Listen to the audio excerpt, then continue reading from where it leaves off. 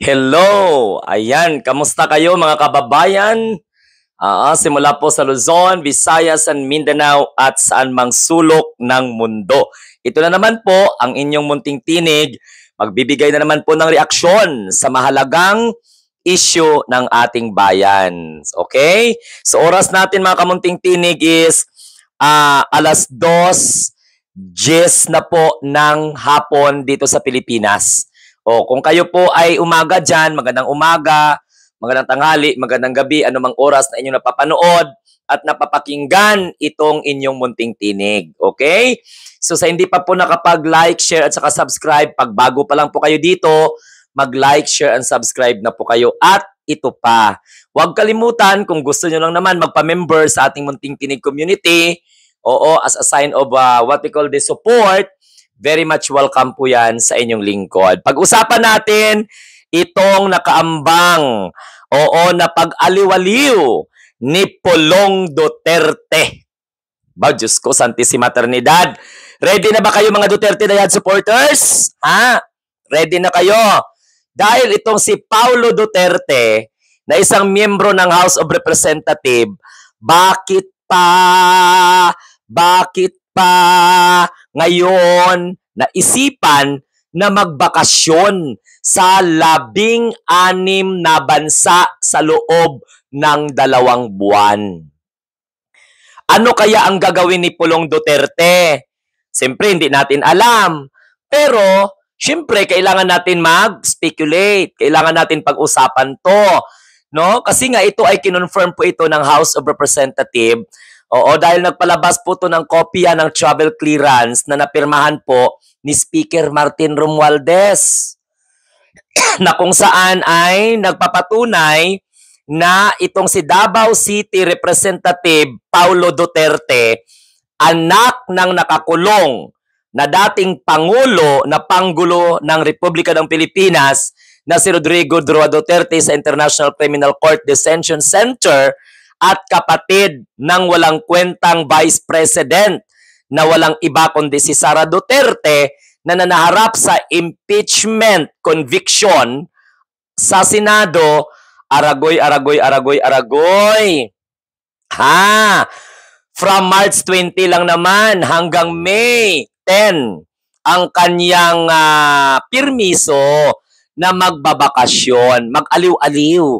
At alam nyo ba mga kamunting tinig kung ano yung mga lugar na maaring puntahan ni Rodrigo Duterte? Naku, Diyos, ni Pulong Duterte?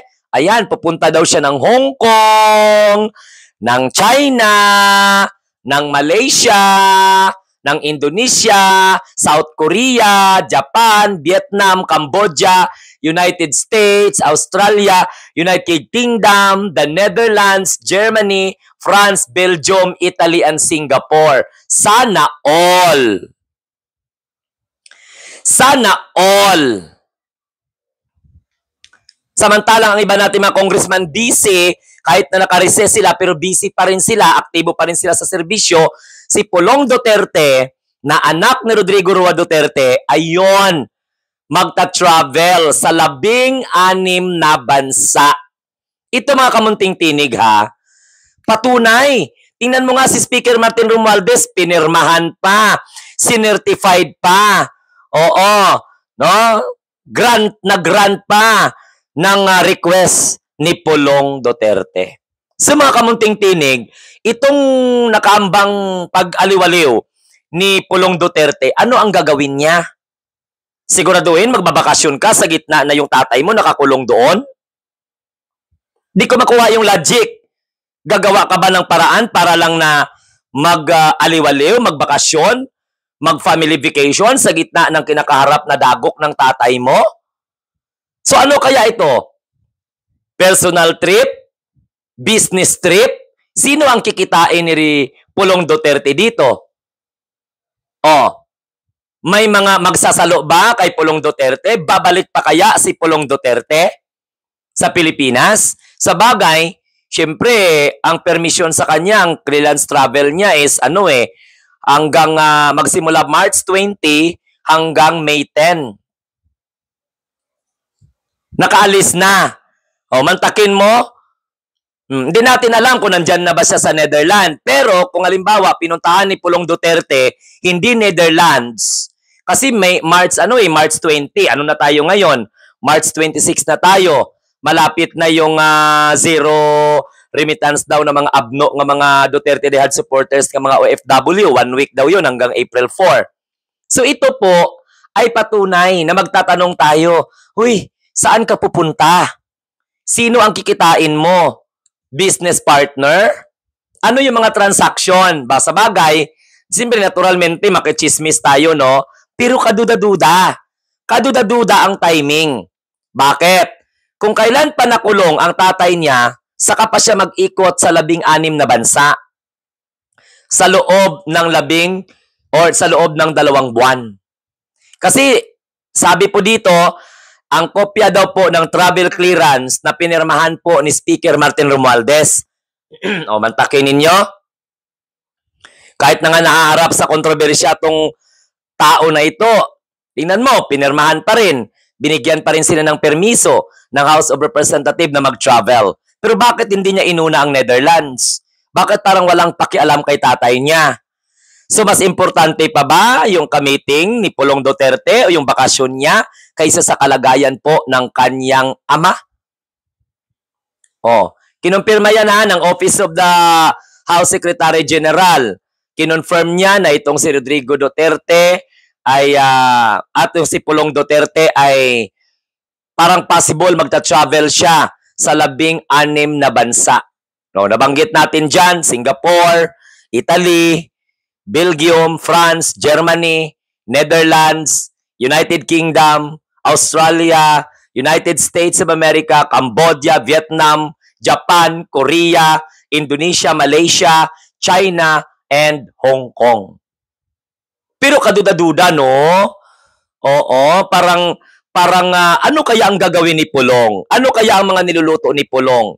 Sino kaya ang kikitain ni Pulong? O sino kaya ng mga Filipino community ang sasalo? Ano kayang mga grupo? May kinalaman ba to sa kanilang business? Tatakas na ba siya? Tapos ano na naman ang political asylum? Pero bakit lang karamihan sa mga Duterte, no, sa kampo ng mga Duterte, sa ibang bansa naglalagi? Okay? Sa ibang bansa. Ang lakad ba ni Pulong Duterte ay makakatulong ba para sa tatay niya? O baka may iniiwasan diyang maaring maging kaso niya dito sa Pilipinas? Sa bagay, kinumpirma naman po na pinayagan siya, binigyan siya ng travel clearance, pero hindi pa rin tayo, hindi pa rin natin mauunawaan na bakit mas prioridad pa ni Pulong Duterte ang mag-travel kaysa sa asikasuhin niya yung tatay niya. Bakit tinaayaan na ang kapatid niya doon? So siguro yung misyon ni Sara ay nandun, buuin ng legal team. Ano kaya ang misyon ni Baste? Ano kaya ang misyon ni Pulong Duterte?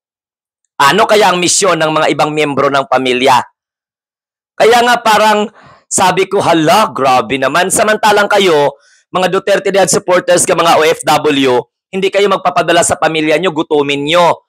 Tapos nagdo-donate kayo ng pera sa mga Duterte, samantalang ito, isa sa mga anak ni Rodrigo Duterte, paliwaliw lang. Pa-travel lang to the max. Hindi lang isa, hindi lang dalawa, 16 na bansa. Sa bagay, wala naman akong pakialam doon kung mag-travel kayo, no? Mayaman kayo eh. No? You can afford to travel around the world. Pero yung tatay pa as if na mahina maatawag nito mahirap, simple lang yung buhay. Yan ba yung simple ang buhay? Yung mga anak mo can travel around the world within 2 months, maikot mo yung 16 na bansa.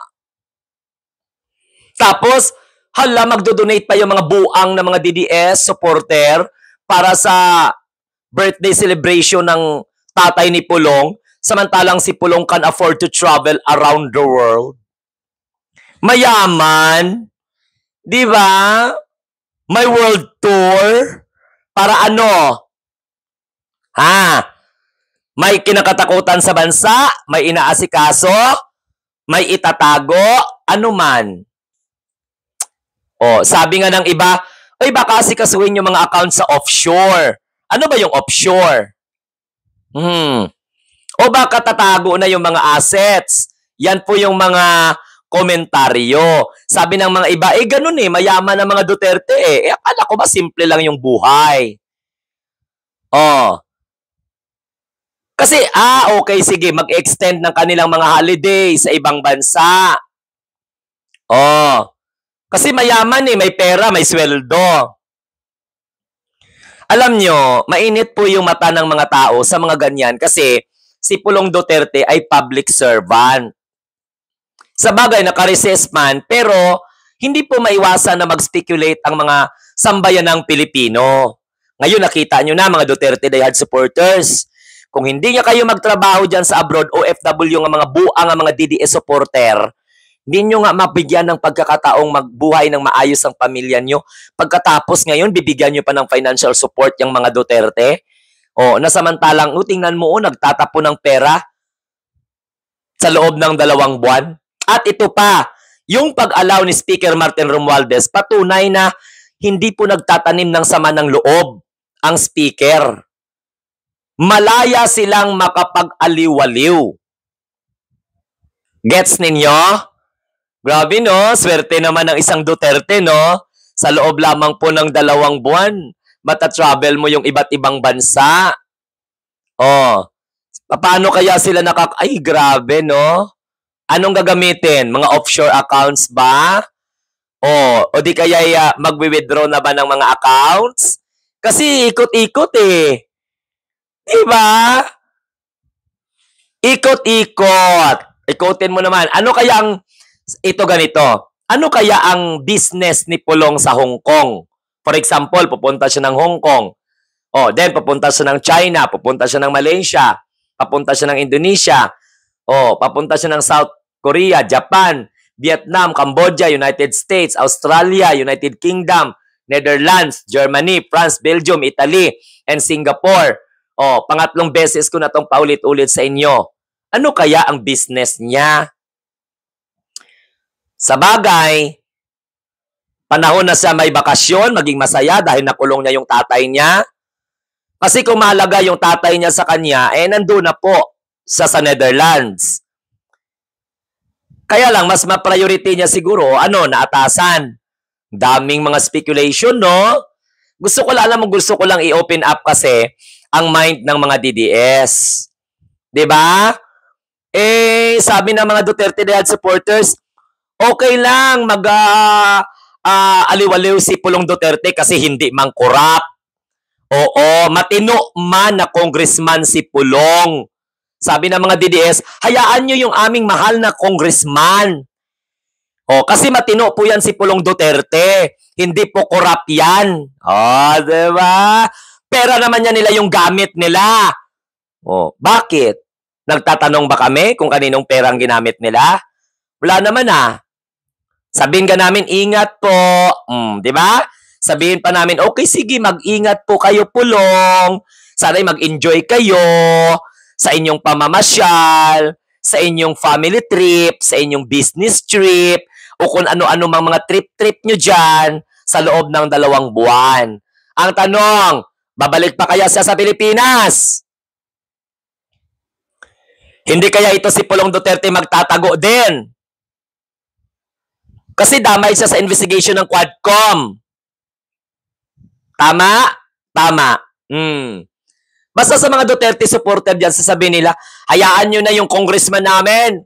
Matino naman yan. Mabait naman yan. Hindi yan korap. Diba? Grabe. Tapos ang next, sa dahe. And do not come back anymore. Diba? So, yun yung magiging Tapos sabi naman ng mga DDS ng mga alinganga, totoo ba? Hoy, mga Duterte supporter, totoo yan. Kinumpirma mismo yan ng Secretary General ng House of Representatives. Alangan naman ilalabas sa media yan kung hindi totoo. Di nagtanong kayo kung saan yung Pulong Duterte nyo. Wow, mga bugo. Kahit kailan, mga bugo kayo. Oh, ang tanong, bakit maraming country? Bakit maraming country talaga? At saka naka-specify talaga, ha? Oh, sabi ng mga Duterte supporter, okay lang yan. Basta magastos sila ng pera, sarili nila. Are you sure? Are you sure? Oh, basta. Bahala kayo dyan. Basta kami, nag-aano lang kami. Binabalita ko lang to sa inyo na kinumpirma po ng House of Representatives yan na pinagbigyan po yung kanyang travel clearance. Si Pulong Duterte, representative po ng taong bayan yan, ng distrito niya. Oh, see? Hindi na kailangan ni Pulong Duterte magkampanya. Kasi sigurado naman daw siya, siguro, ayon sa mga supporter niya, na mananalo siya. Diba? Diyos ko, Ginoo ko, Lord Santissima. Kayo na mga Duterte, they had supporters, no? Puputaktihin nyo na naman tong aking content. Oh, in-inform ko lang naman na si Paulo Duterte, sinabi niya sa House of Representatives na kung saan ay pupunta siya sa 16 na bansa. Oh, mag-abang-abang kasi kayo ng mga balita. Hindi ya puro mga fake news ang mga pinaniniwalaan ninyo mga Duterte supporter.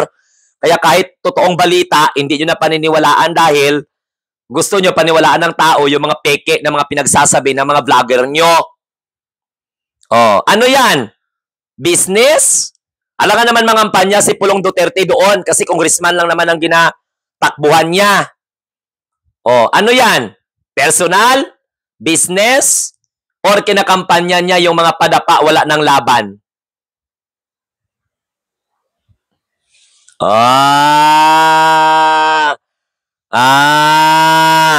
Duterte supporter, Ano na naman kaya yung mga palusot? Ano na naman kaya yung mga katangahan at kagaguhan na pagtatanggol ninyo sa ganito? Normal lang man yan. May pera eh. May pera. Kawawa kasi ang mga Duterte. Diba? Simple lang yung buhay ng mga Duterte. Simple lang yung buhay ni Pulong. No? Ang buhay ni Pulong ay sa loob ng 2 buwan, maiikot niya ang 16 na bansa. Baka mamaya sabihin na naman, naiinggit kami. Lalo na naiinggit ako. Di pa ako naiinggit. Naiigit po ako sa kabubuan at katanganin yung mga DDS. Dahil para na kayong ginagamit, wala pa rin kayong pakialam. Katingnan ninyo, zero remittance ninyo sa loob ng 1 linggo. So, ibig sabihin, ikaw na nagsasabi na zero remittance, patayin mo pamilya mo sa Pilipinas. Maraming salamat po sa inyong lahat. So, ito pong muli, ang inyong lingkod, sa ngalan po ng 121,000 subscribers. Pag bago kayo dito sa aking channel, pag nirecommend ng YouTube at nakita po ninyo ito sa inyong wall, please, huwag kalimutan mag-like, mag-share at saka mag-subscribe. Or magpa-member kayo dyan sa Munting Tinig community po natin para pag mag-upload ako ng video at magla-live ako, mano-notify kayong lahat. Kayo na mga bobo nga mga DDS supporters nga anti-Marcos, anti-government. Again, hindi ko nila lahat ang mga DDS May mga DDS na mga matitino. May mga kaibigan ako ng mga matitino. May mga pamilya ako ng mga matitino na mga Duterte supporter. Hindi nang-aaway, hindi nagmumura. Kaya kayo ng mga DDS, anti-Marcos, anti-government, mga alinya nga kayo. Uto-uto kayo. Ginagamit na kayo ng mga Duterte, okay pa rin sa inyo. Kaya kahit nga ipagpalit ninyo ang kinabukasan ng pamilya nyo sa mga abnormal na mga politiko katulad niyan na pinagsisilbihan ninyo, hinihimod ninyo. Bobo! Okay? So, adios, Patria Adorada, sayonara. Maraming salamat sa inyong lahat. Bye-bye! See you next time. Comment na kung ano po yung reaksyon ninyo dito. Anong reaksyon nyo sa pag-alis ni Pulong Duterte sa Pilipinas? At balak mag-ikot sa 16 na bansa sa loob ng 2 buwan. Simple lang talaga ang buhay ng mga Duterte. Very simple.